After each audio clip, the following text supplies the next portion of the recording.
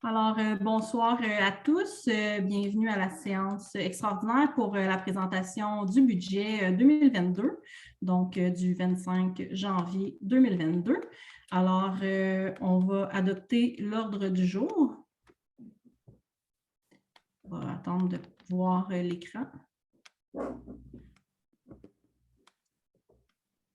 Donc, pour l'adoption de l'ordre du jour, ça va me prendre un proposeur.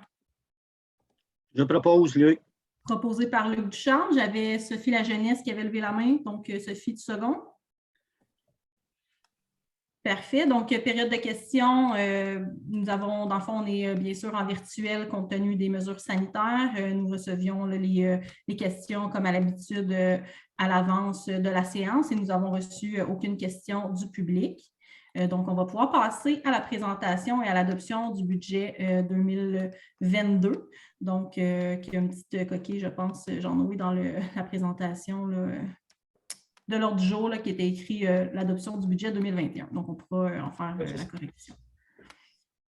Donc, juste avant de faire la présentation, comme vous savez, ce moment budgétaire, c'est toujours un moment charnière pour la municipalité. Donc, on fait une prévision pour l'année qui vient, également au niveau du plan triennal des mobilisations. Donc, on fait une projection de nos projets pour les 3 prochaines années. C'est un travail quand même de quelques mois pour nos services à la municipalité.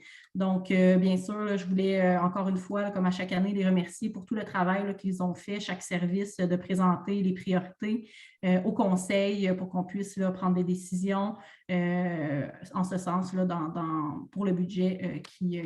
Donc, je vais maintenant commencer par les revenus comme à l'habitude. Donc, je vais présenter rapidement les revenus et je vais peut-être plus expliquer au niveau des dépenses dans le détail. Donc, au niveau résidentiel seulement, donc on voit le comparatif toujours entre 2021 et 2022.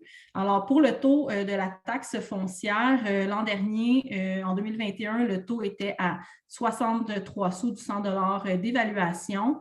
Il y aura une augmentation pour 2022 de 4 sous, donc on va monter à 67,8 sous du 100 $ d'évaluation. Donc, vous vous souvenez peut-être l'an dernier au budget, il y avait eu le nouveau rôle d'évaluation foncière. Donc, à ce moment-là, on avait baissé le niveau de taxation pour équilibrer le budget et faire en sorte qu'il n'y ait aucune augmentation en 2021 du compte de taxes. Donc, il y avait eu une augmentation du revenu justement à cause du nouveau rôle. Et ce qu'on souhaitait à ce moment-là, on avait pris une décision de geler le compte de taxes, donc de diminuer le taux de taxation. Et bien sûr, c'était en partie à cause de la pandémie. On sait que plusieurs personnes étaient affectées dans la dernière année. Donc, on avait pris la décision de geler le compte de taxes. Pour cette année, bien sûr, pour arriver à mettre en œuvre tous les projets avec le nouveau conseil et maintenir le développement et les investissements dans la municipalité. Donc, on a dû faire des choix. Et un de ces choix-là, c'est d'augmenter le taux de taxation à 67 sous. Bien sûr, il y a également le conseil, un de ces choix-là, ça a été d'investir dans ses ressources humaines pour arriver à faire les projets qu'on souhaite mettre de l'avant. Je vous expliquerai un peu plus tard dans les dépenses, le détail de ça. Au niveau du taux de terrain vague desservi, donc ça fait environ 2 ans qu'on a un taux sur les terrains vagues desservis. Donc, on appelle les TVD. Donc, le taux, il augmente naturellement, compte tenu qu'il peut toujours être au double du taux normal de taxation résidentielle. Donc, il vient se plafonner. L'an dernier, il était à 1,27 $ du 100 $ d'évaluation. Pour cette année, donc, il suit avec l'augmentation de la taxe foncière à 1,35 $ du 100 $ d'évaluation. Pour ce qui est de la Sûreté du Québec, on voit une augmentation de la facture de la SQ. Donc, l'an dernier, on était à 0,121 $ par 100 $ d'évaluation. On monte à 0,126 $ du 100 $ d'évaluation. Au niveau de la compensation de l'eau potable pour l'aqueduc Félix, on était à 108 $ en 2021. Pour 2022, on a fait le choix de monter le tarif à 120 $ pour les raisons que ça faisait déjà 2 ans que pour arriver à équilibrer, dans le fond, à payer les dépenses liées à cette utilisation-là, on allait chercher de l'argent dans le surplus qui est réservé à l'aqueduc. Donc, pour ne plus aller chercher dans le surplus, donc pour que les dépenses représentent, dans le fond, le revenu représente exactement les dépenses, on a dû monter la tarification pour que ça soit plus représentatif de ce que ça coûte réellement. Alors, on monte à 120 $ cette année. Donc, c'est une augmentation là, de 12 $ pour la tarification pour les abonnés au réseau d'Aqueduc Félix. Pour ce qui est des abonnés du réseau d'Aqueduc Belleville, la tarification va rester la même à 650 $. Au niveau des services d'égout également, la tarification va rester la même à 132 $. Et pour les matières résiduelles aussi, on reste à 175 $. Au niveau de la taxe, donc pour les revenus de taxes dont je vous ai parlé, donc la foncière, la taxe pour la SQ, les compensations et les secteurs, on avait des revenus de 7 849 691 en 2021. On est maintenant à 8 370 958, qui représente 84,4 %. Pour les tenants-lieux de taxes, donc on parle là, par exemple de ce qu'on reçoit par rapport au bureau de poste, des écoles, commissions scolaires, donc tout ce qui est institutionnel, on reçoit un montant du gouvernement pour nous compenser là, dans le fond là, pour ces bâtiments-là. Donc, on reçoit le même montant là, que l'an dernier, donc à ce niveau-là, ça ne change pas. Au niveau des revenus de sources locales, donc au niveau des activités de loisirs, on est à des revenus de 93 610. Au niveau de la contribution pour le fonds région ruralité, qui est le FRR, on a une subvention là, qui va arriver du moment quand on a fait le budget, on était à 66 666 de subventions qu'on allait recevoir dans ce fonds-là. Déjà, on sait que ça va changer, mais bon, à un moment donné, il faut prendre une image là, du budget. Puis, quand on a fait le budget, on avait une annonce pour 66 000, mais on est en train déjà de faire une demande pour une autre subvention au FRR. Donc, déjà, on sait qu'on aura un petit surplus ici là, pour faire un projet. Au niveau du revenu de l'incendie, donc on est à 75 000 au lieu de 55 000. Au niveau de la vente d'eau, redevance PG, donc on est à 26 700 au lieu de 24 500. Pour ce qui est des frais administratifs d'Aqueduc, il n'y a rien qui change, on est à 40 000.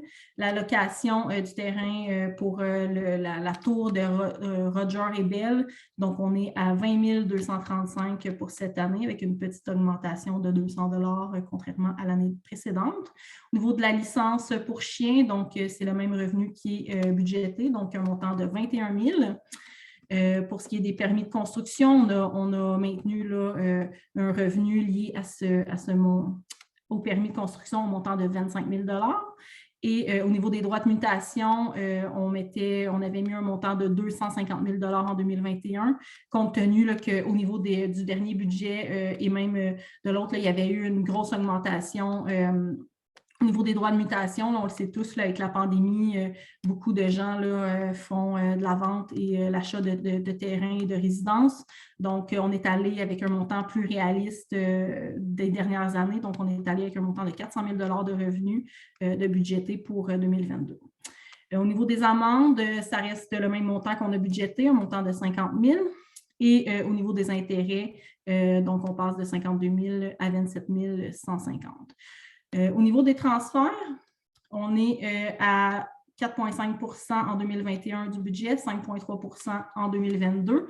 On a des transferts là, pour 521 337 de prévus à notre budget 2022. On a un petit 5 000 $ de plus pour les subventions jeunes travailleurs. Pour ce qui est de la subvention du député, donc on avait mis 20 000 qui est une subvention du député, une nouvelle subvention qu'on reçoit. Donc, on a budgété là, un montant supplémentaire pour 105 000 $. Donc, c'est un montant là, dans le programme du PAVL, donc le programme d'entretien pour la voirie locale. Donc, ça fait augmenter ce revenu-ci. Au niveau de la subvention biblio, donc On était à 701 $ l'an dernier. On reçoit là, habituellement toujours 30 000 $ du gouvernement en revenus pour justement là, acheter de nouveaux livres, donc renflouer la collection à la bibliothèque. L'an dernier, il n'y avait rien qui avait été budgété là, parce qu'on était en période de pandémie et c'était encore incertain là, à savoir si on allait recevoir une subvention. Donc là, cette année, on sait qu'on va la recevoir, donc on a budgété le 30 000. Au niveau de la subvention Aqueduc, Belleville et Félix, donc on a un revenu de 54 167 qui était budgété en 2021. Maintenant, on est à 55 644. Pour ce qui est de l'entretien des passages à niveau pour les chemins de fer sur notre territoire, on est au même montant de 6 032. Et pour subvention chemin d'hiver du MTQ, donc pour l'entretien, une compensation là, du MTQ là, pour l'entretien du déneigement hivernal. Donc, on reçoit là, pour la rue principale un montant de 19 350 pour cette année. Subvention matières résiduelles et matières recyclables, donc quelques petites modifications. Matières résiduelles, on monte à 70 000, donc une augmentation de 10 000 de plus dans notre subvention. Et pour ce qui est des matières recyclables, on a une petite diminution de 5 000. Au niveau de la subvention de la SHQ, pour ce qui est de l'amélioration de l'habitation, l'an dernier, on recevait une subvention de 57 500 de la SHQ. Cette année, on a dû prendre une décision, là, compte tenu qu'on avait un budget un peu plus serré cette année. La décision du Conseil a été de ne pas renouveler dans le fond, le programme de la SHQ, parce que, bien sûr, on reçoit une subvention de 57 500, mais pour y arriver, la municipalité doit, elle aussi, contribuer. Et cette année, on a décidé là, de couper dans ce programme-là, mais ce n'est pas, dans le fond, l'intention, c'est de le rouvrir plus tard. Simplement, là, pour cette année-là, ce n'était pas possible avec le budget que nous avions et on devait faire des choix. Par contre, on sait que quand la rue principale, là, on s'en va dans une rénovation dans les 3 prochaines années, et donc 2023, 2024, 2025, à ce moment-là, on sait qu'on souhaite le réouvrir là, pour les années où on fera la rénovation de la rue principale. Au niveau de la subvention de la TVQ, donc, c'est une nouvelle subvention qu'on reçoit à peu près depuis 2 ans, donc depuis la négociation du nouveau pacte fiscal avec le gouvernement du Québec. Donc, c'est une augmentation, bien sûr, vu que c'est lié à la TVQ, il y a une augmentation annuelle. Ce qui est intéressant, c'est que ça nous crée des revenus supplémentaires à chaque année. Donc, l'an dernier, on voit qu'on avait 63 340 de revenus avec cette subvention-là. Cette année, on prévoit avoir 86 311 de revenus liés à la TVQ. Et dernièrement, au niveau des revenus de commandite pour les activités culturelles, donc on prévoit un 14 000. Donc, c'est une nouveauté là, à la municipalité. Pour certains projets, on va voir des entreprises de la municipalité pour qu'ils contribuent financièrement à nos projets. Donc, cette année, on a budgété 14 000 de revenus à ce niveau-là. Donc, pour un total budgétaire de 9 104 856 en 2021, cette année, on passe à un budget de 9 921 356, qui est une augmentation au niveau budgétaire là, de 8,9 % pour le budget. On va maintenant passer à la présentation des dépenses. Je vais prendre une petite gorgée. Donc, au niveau des dépenses, entre 2021 et 2022, au niveau de l'administration, donc, l'an dernier, bon, c'est sûr qu'il y avait les élections. Cette année, il n'y en a pas. Donc, il y a un montant de 50 000 de moins qui va être budgété à ce niveau-là. Par contre, il y a une nouvelle obligation gouvernementale liée aux élections. Donc, les municipalités, là, on doit réserver là, un montant pour pallier aux futures dépenses liées aux élections à tous les 4 ans. Donc, il y a un montant là, qui va être réservé à chaque année là, à partir de maintenant pour un fonds réservé électoral. Donc, il y a également l'augmentation au niveau de l'administration et aussi liée à la convention collective. Donc, comme vous savez, on avait fait l'annonce qu'on avait négocié la nouvelle convention collective. On a travaillé là, pour justement là, nos ressources humaines. On sait là, à quel point c'est des enjeux de maintenir nos ressources humaines. Donc, la négociation collective, c'est sûr qu'elle vient augmenter. Là, il y a eu des augmentations salariales à ce niveau-là. Il y a également la nouvelle direction des finances. Il y a un poste qui a été créé, donc on est toujours d'ailleurs en affichage de poste pour trouver la perle rare. Au niveau d'avoir une direction des finances pour les besoins de la municipalité. On sait tous que la municipalité grossit, on est en développement, ce qui crée aussi de la pression sur l'organisation. Donc, quand on dit qu'on a vraiment fait le choix d'investir dans nos ressources humaines, c'est aussi par l'embauche de nouvelles ressources pour pouvoir aller de l'avant avec certains de nos projets. Donc, c'est un poste quand même avec un salaire qui avoisine les 100 000 $. Donc, c'est une augmentation qui paraît au niveau de l'administration. Au niveau de la rémunération des élus, un petit changement également. On va vous en faire la présentation dans les prochaines séances du Conseil avec les avis de motion et la modification au règlement de rémunération des élus. Pour le prochain 4 ans, on a pris la décision en tant que conseil d'augmenter le salaire des élus, donc le mien et celui des conseillers, également celui du maire suppléant. Donc, on est allé faire des études comparables avec d'autres municipalités qui ont comparables à celles de Saint-Félix et avec l'augmentation des responsabilités, la charge au niveau des élus. Donc, on est allé faire une augmentation pour les élus d'un montant global de 50 000 $ pour tout le conseil. Ça comprend également pour le poste du maire seulement, de pouvoir cotiser un régime de retraite.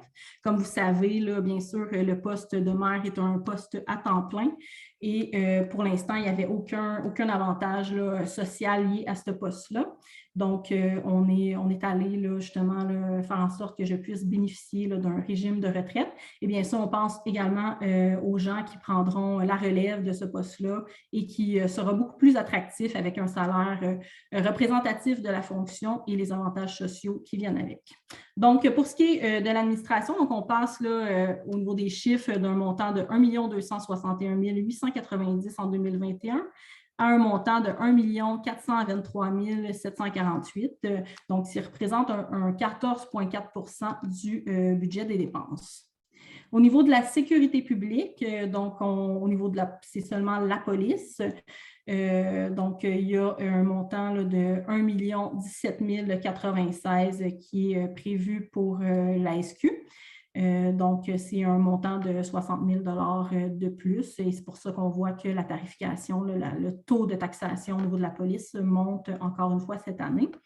Au niveau de la sécurité publique, incendie et civile, donc on passe de 780 826 à 860 904, donc ce qui représente 8,7 % du budget. Au niveau de ce poste budgétaire-là, donc ça fait quelques années qu'on vient justement faire une mise à jour de la rémunération en fonction des interventions et des services offerts. Donc, il y avait un certain rattrapage pour que ça soit représentatif de ce qui se passe vraiment là, dans le fond au niveau des dépenses. Donc, on vient faire un certain rattrapage. Donc, c'est pour ça qu'il y a une petite augmentation à ce poste budgétaire. Sécurité publique, contrôle canin, aucun changement. Donc, c'est notre contrat avec le contrôleur canin au montant de 25 000 $. Ça représente toujours 0,3 % du budget des dépenses. Au niveau des transports, donc une augmentation quand même marquée à ce poste-là, c'est lié à l'entretien paysager. Donc, ça faisait quelques années qu'on faisait l'entretien paysager à l'interne avec des saisonniers l'été. Et malheureusement, on avait toujours de mauvaises expériences parce qu'ils nous quittaient en plein milieu d'été. Donc, pour pallier à ce manque de main-d'œuvre et le fait que c'était difficile de les retenir, surtout une personne pour faire l'entretien, on a décidé d'aller à contrat. Le contrat est plus dispendieux que d'embaucher la ressource à temps saisonnière. Donc, si on voit que ça a un impact sur le budget. Il y a aussi l'embauche du contremaître, donc au niveau du service des travaux publics, donc qu'on a budgété, qu'on est encore, on est en voie de combler le poste. Donc, on prévoit justement une augmentation pour le poste de contremaître. Et on a accepté d'avoir un saisonnier supplémentaire. Donc, pour les mêmes raisons que je disais tout à l'heure, étant donné que la municipalité est en développement, il y a des besoins tant pour l'été, au niveau des travaux publics, donc pour l'entretien saisonnier. Donc, on a déjà un saisonnier à la voirie pour faire l'entretien gazon et autres, et on on nous en a demandé un autre là, pour pouvoir pallier là, à toutes les demandes. Donc, on aura un saisonnier supplémentaire et bien sûr, il y a aussi l'impact, comme je disais tout à l'heure, de la convention collective sur l'augmentation du budget des dépenses au niveau des transports. Donc, on passe à 2 189 964 qui est 22,1 %. Au niveau de l'hygiène du milieu, on passe d'un budget de 1 160 580 à 1 209 095. Donc, c'est simplement là, des augmentations normales là, au budget. Au niveau de la santé et du bien-être, donc l'Office municipal d'habitation, c'est notre cotisation annuelle à l'Office municipal. Donc, ça demeure 7 000 $ pour lesquels on cotise et qu'on budgète pour les dépenses. Au niveau de l'urbanisme et du développement, alors on a un montant en 2021 de 620 822 et on est à 533 129 pour 2022. Alors, suspension, oui, effectivement, j'avais mal lu. Alors, c'est oui, effectivement, pour la suspension du programme, comme j'expliquais tout à l'heure, le programme Rénovation Québec qu'on a décidé de suspendre pour cette année. Donc, bien sûr, ça a un impact au niveau du budget. Il y a aussi la convention collective là, qui, elle, vient augmenter un peu le budget et l'ajout d'une secrétaire qui avait été octroyée, là, dans le fond, ça avait été octroyé pendant l'année 2021, mais l'impact budgétaire, on le voit, là, bien sûr, plus cette année. Donc, il y a quand même, là, avec la suspension du programme Rénovation Québec, on voit quand même que ça fait une diminution au niveau du budget de l'urbanisme. Au niveau des communications, loisirs et culture, donc on passe de dépenses à 1 182 981 en 2022 à des dépenses de 1 305 691, donc pour 13,2 % du budget des dépenses. Donc ici, l'augmentation, c'est surtout, tantôt, comme je disais, encore une fois, au niveau des ressources humaines, au niveau du camp de jour, il y a eu une mise à jour au niveau des salaires des animateurs, aides-animateurs pour refléter davantage là, la réalité là, et pour être compétitif également là, avec nos voisins des autres municipalités au niveau des salaires pour le camp de jour. Donc, il y a eu des ajustements qui ont eu lieu ici. Au niveau ici de notre politique culturelle, qui restait une balance avait été payée en 2021, il reste aussi une balance à payer en 2022. Et encore une fois, l'impact de la convention collective sur les salaires. Pour ce qui est des frais de financement, donc on parle des frais de financement à l'ensemble, donc on passe de 221 883 à 203 780. Je me suis trompée, 211 839, pardon, j'ai sauté une ligne. Alors, ça représente 2,1 % des dépenses. Donc, ici, là, on parle bien sûr là, les projets qui ont été financés cette année. Dans le fond, c'est le Rang-Saint-Martin, donc la section du Rang-Saint-Martin qui avait été faite en 2013, qui a été refinancée, et la section du Rang-Saint-Martin qui vient juste d'être faite en 2020. Donc, elle, c'est un nouveau financement. Et le projet de Rang-Frédéric, qui a été un ajout aussi, là, qui a été financé au courant de l'année, donc qui s'ajoute sur les frais de financement pour 2022. Même chose pour les frais de financement au secteur. Donc, cette fois-ci, ça s'adresse au secteur. Donc, on passe de 221 883 à 203 780. Donc, on a le financement là, pour la rue Sainte-Marguerite et les Vallons, un refinancement pour Sainte-Marguerite, un nouveau financement pour les Vallons, rue de l'Étang et le Rang-Frédéric, là, qui a une portion notamment là, liée au secteur pour la portion de l'aqueduc. Pour ce qui est du remboursement en capital à l'ensemble, donc c'est les mêmes points, c'est pour les mêmes financements, là, ce qui fait changer là, le montant, c'est les mêmes financements et les mêmes refinancements que pour les frais de financement à l'ensemble. Alors, on passe d'un montant de 463 804 à un montant de 515 560. Donc, un pourcentage de 5,2 % du budget. Pour ce qui est du remboursement en capital au secteur, donc c'est les mêmes que ceux liés aux frais de financement au secteur. Donc, on passe de 400 546 à 418 540. Pour ce qui est transfert d'investissement en immobilisation, comme l'an dernier, il n'y a aucun point à ce niveau-là. Pour ce qui est de l'affectation de surplus, cette année, aucune affectation de surplus qui a été faite. L'an dernier, il y avait un choix qui avait été fait de prendre 71 000 dans le surplus du fonds général pour justement équilibrer le budget et ne pas augmenter le compte de taxes. Bien sûr, là, ça fait en sorte justement que cette année, ce 71 000-là, il a fallu aussi aller le combler. Donc, une autre raison là, pour laquelle on a augmenté là, le taux de taxation cette année. Donc, comme je disais tout à l'heure, même chose que pour les revenus, le montant des dépenses au total là, pour le budget passe de 9 104 856 à 9 921 356 $. Alors, ça fait le tour pour le budget. Je pense que la présentation est terminée. Je vais prendre un proposeur là, pour adopter le budget 2022.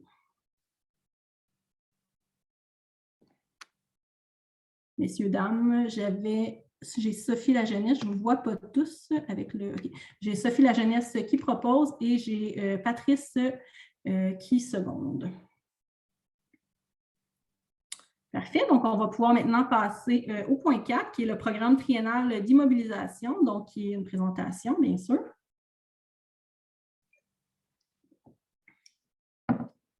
Est-ce que, Jean-Noé, c'est possible de zoomer un peu sans que je continue à voir l'ensemble du document?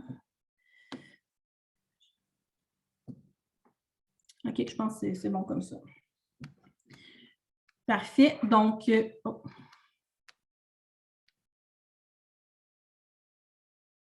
Donc, c'est le programme triennal d'immobilisation est toujours sur 3 ans. Donc, on fait une projection là, de 2023, 2024, 2025 des investissements à venir.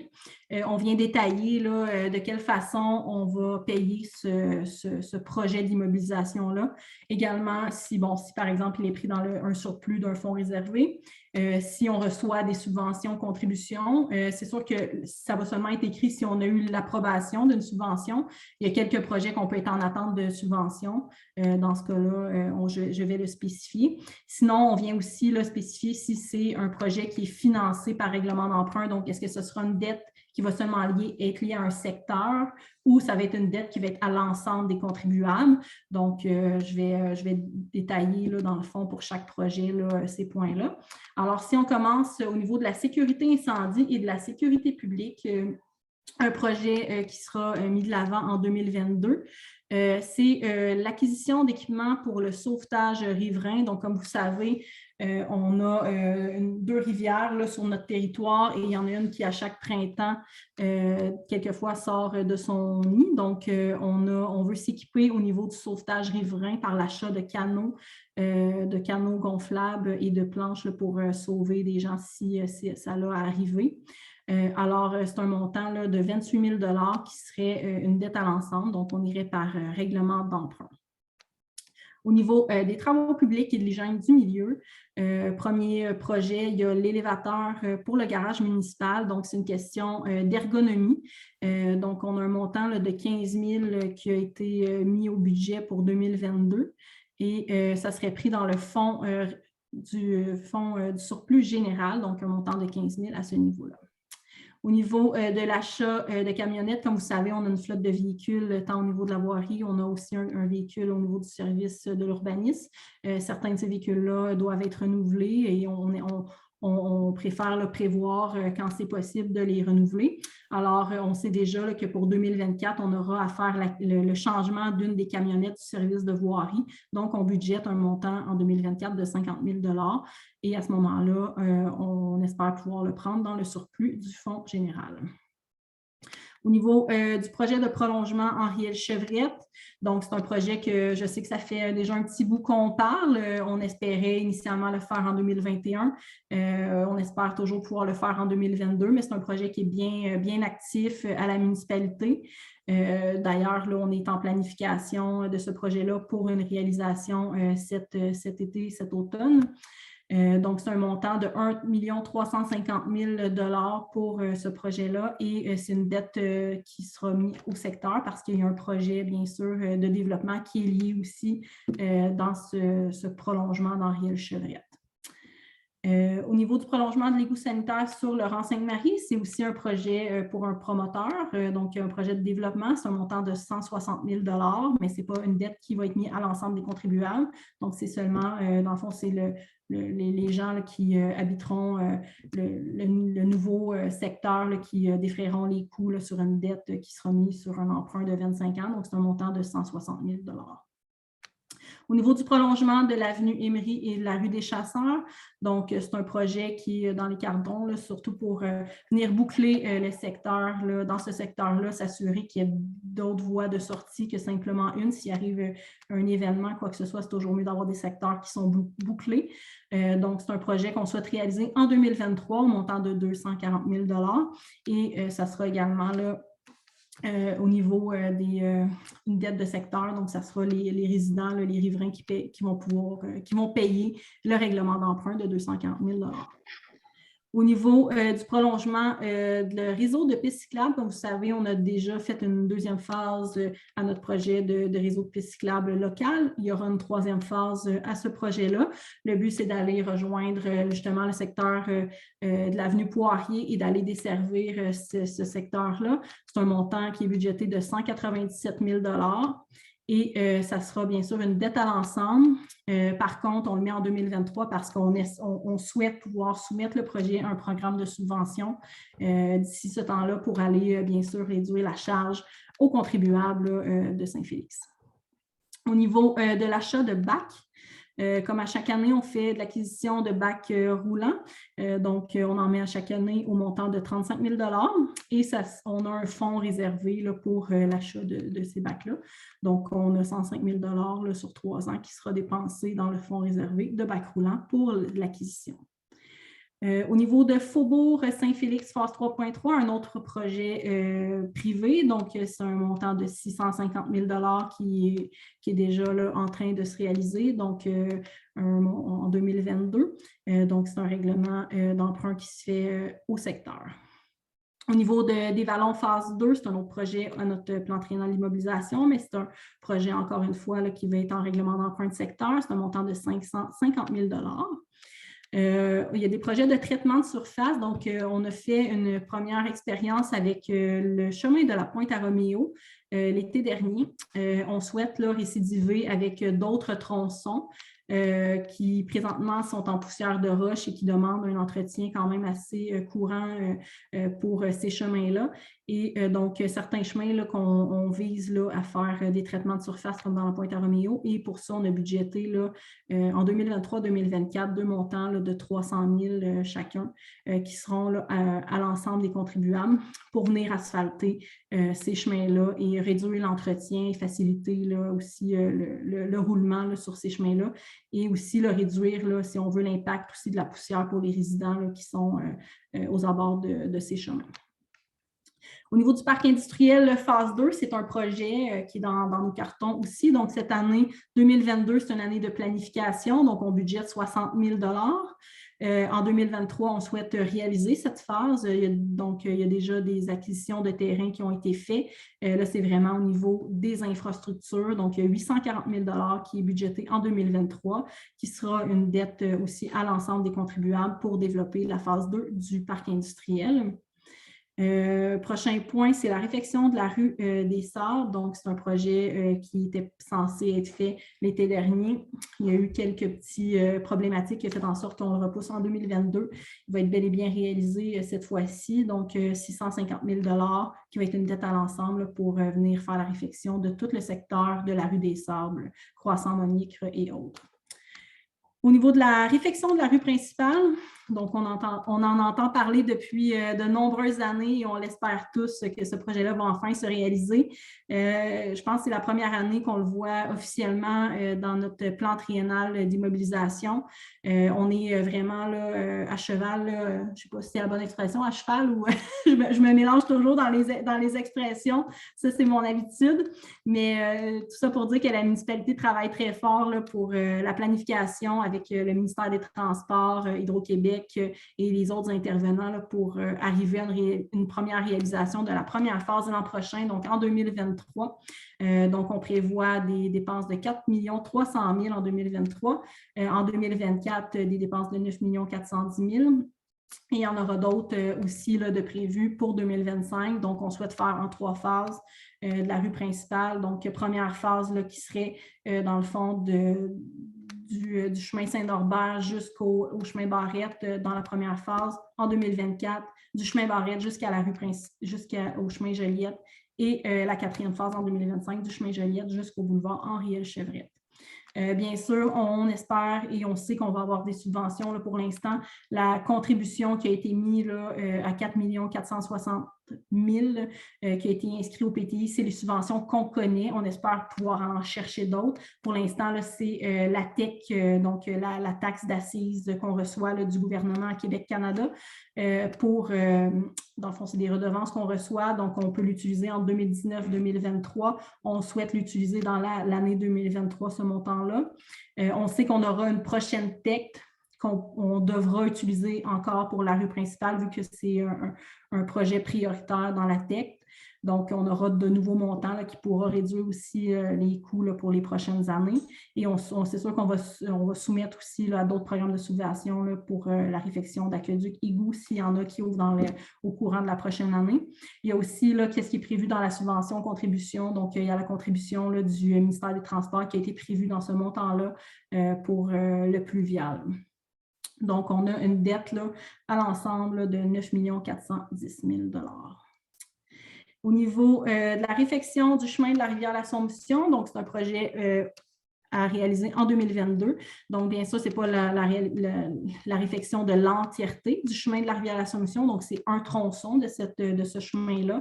Donc, on budgète un montant de 160 000 $, dans le programme triennal d'immobilisation à réaliser en 2022 et ce sera aussi une dette à l'ensemble des contribuables.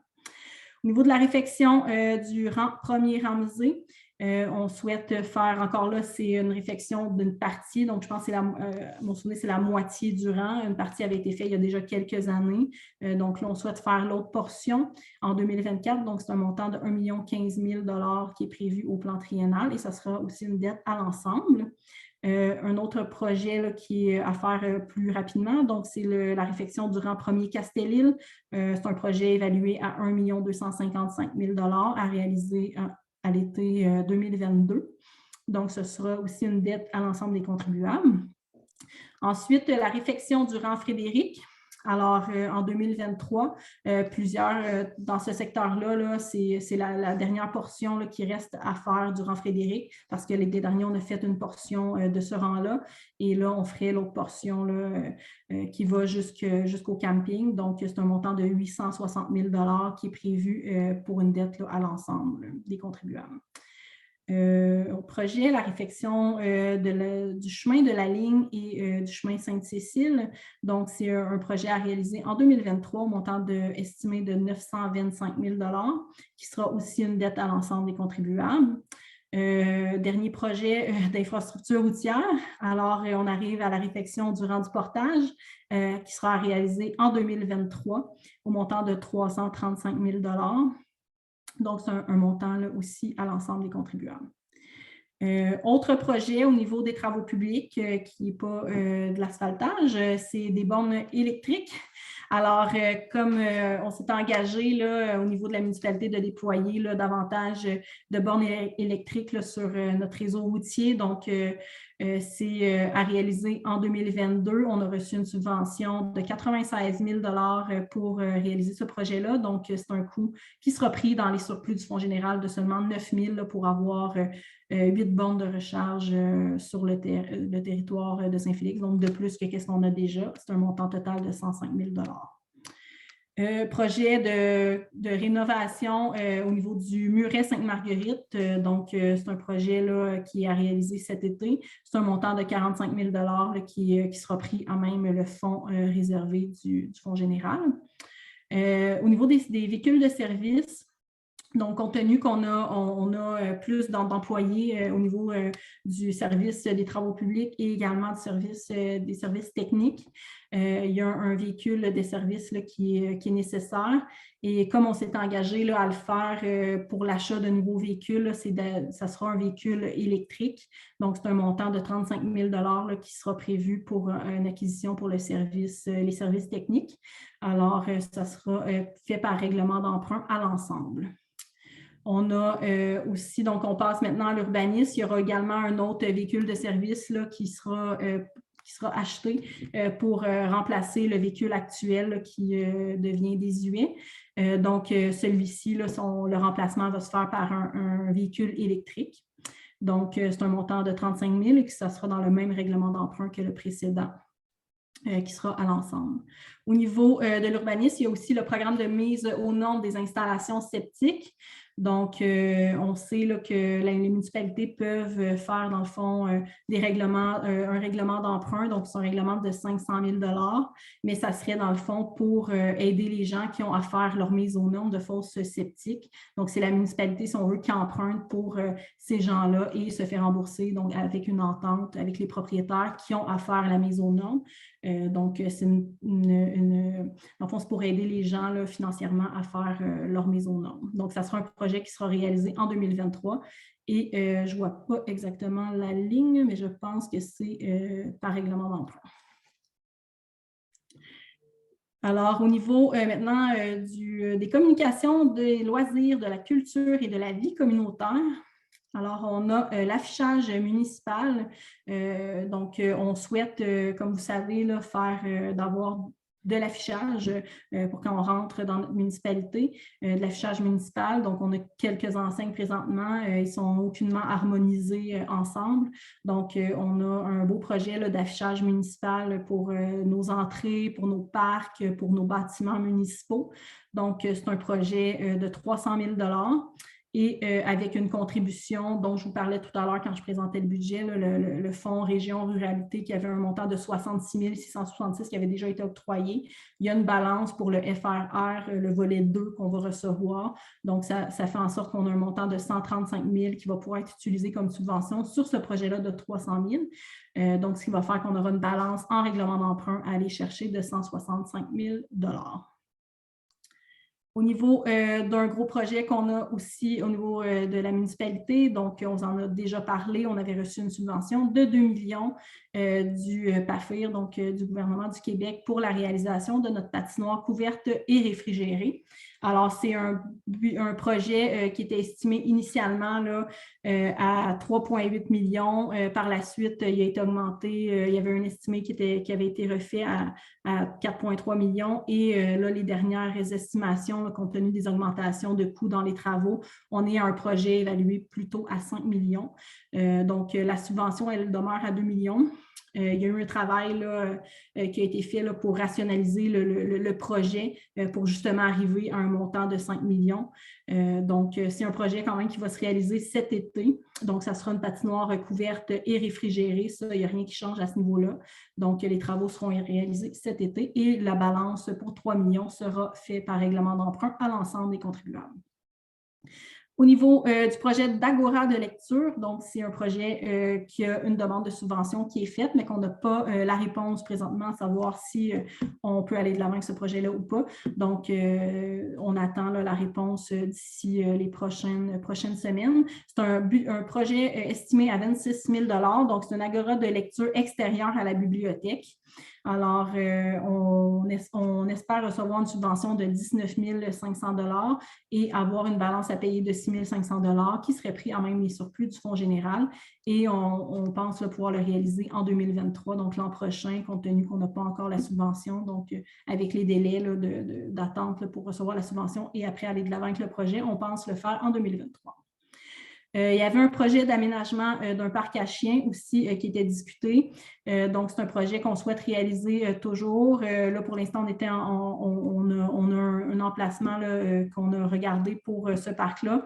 Et le projet là, se réaliserait en 2023. C'est un montant de 44 000 $ qui serait pris aussi dans les surplus du Fonds général. Au niveau du centre Yvon Sarrazin, donc pour ceux là, qui ne connaissaient pas encore le nom du centre, donc c'est l'ancienne salle des Chevaliers de Colomb, qui se nomme maintenant Centre Yvon Sarrazin. Alors, il y a un projet sur la table présentement. Donc, c'est un projet d'investissement total de 100 000 $ à faire. Dans le fond, c'est des travaux pour cet été. Et il y a une contribution d'un organisme là, qui aussi là, serait prêt à contribuer pour faire les aménagements afin de faire les activités dans ce centre-là. Donc de 50 000 $ de contribution et une contribution qui serait prise à même les surplus du Fonds général de 50 000 $ par la municipalité. Donc, c'est des rénovations là, pour justement là, faire des spectacles dans la salle Yvon Sarrazin. Au niveau de l'aménagement des parcs des chasseurs et le parc Alphonse Robillard. Donc, parc des chasseurs, dans le fond, ça serait un nouveau parc qui sera un parc nature dans le secteur là, de l'avenue Poirier. Et le parc Alphonse Robillard, qui, lui, c'est plutôt une réfection avec une amélioration. Donc, c'est un projet qu'on souhaite réaliser en 2023. C'est un montant de 87 000 on a fait une demande de subvention auprès du gouvernement. Il y avait un programme là, à lequel on pouvait déposer ce genre de projet-là. On est toujours en attente de la réponse. Donc, pour l'instant, bien sûr, le projet, on l'a mis en 2023, mais ça va se réaliser là, si on a la subvention. Alors, c'est une subvention, on est allé chercher de 25 000 et on prendrait 62 000 dans le fonds général, le surplus du fonds général. Pour ce qui est d'un projet qui est très important aussi, c'est la rénovation de la bibliothèque. Donc, il y avait des travaux à faire. On a eu la réponse du ministère pour une subvention de 79 300 $ récemment. Donc, on va pouvoir aller de l'avant cet été avec la rénovation de la bibliothèque, notamment la toiture qui était pressante à refaire. Donc, c'est un projet total de 197 000 $. Et la balance serait financée là, par règlement d'emprunt à l'ensemble, une balance de 117 700 $. Au niveau de la toiture du presbytère, c'est aussi un projet très important là, à faire cet été. Donc, la toiture là, qui est devenue désuète et qui nécessite des travaux immédiats. Donc, en 2022, un montant de 250 000 $ estimé. Donc, ça serait par règlement d'emprunt pour ce projet-là. Dernier projet du plan triennal d'immobilisation, donc c'est le projet de la troisième phase des sentiers multifonctions. Donc, troisième phase là, qui est au coût de 172 000 $ dans notre parc des sentiers. On a soumis le projet à un programme de subvention qui était assez intéressant et subventionnait 163 500 $ de notre projet et on aurait une balance de 8 500 $ à prendre dans le surplus du fonds général. Alors, ça complète le plan triennal. Donc, on a un plan de 30 811 000 $ sur les 3 prochaines années. Pour ce qui est de l'année en cours, on a des projets à une hauteur de 11 140 000 $, 8 861 000 $ en 2023 et 10 810 000 $ en 2024. Alors, on peut revenir à l'ordre du jour, Jean-Noé. J'ai terminé la présentation. Alors, ça me prendrait, dans le fond, un proposeur là, pour adopter le plan triennal tel que présenté. Je propose. Proposé par Pierre Lépicier. Je vois que Mme Ingrid Hagman aussi a la main levée, donc j'imagine qu'Ingrid, tu veux seconder. Parfait, donc secondé par Ingrid Hagman. Alors, ça clôture la présentation du budget. Ça me prendrait une personne pour faire la levée de la séance. Je propose. Alors, la séance est levée par Pierre Lépicier. Merci beaucoup d'avoir été avec nous virtuellement et on vous souhaite une belle fin de soirée.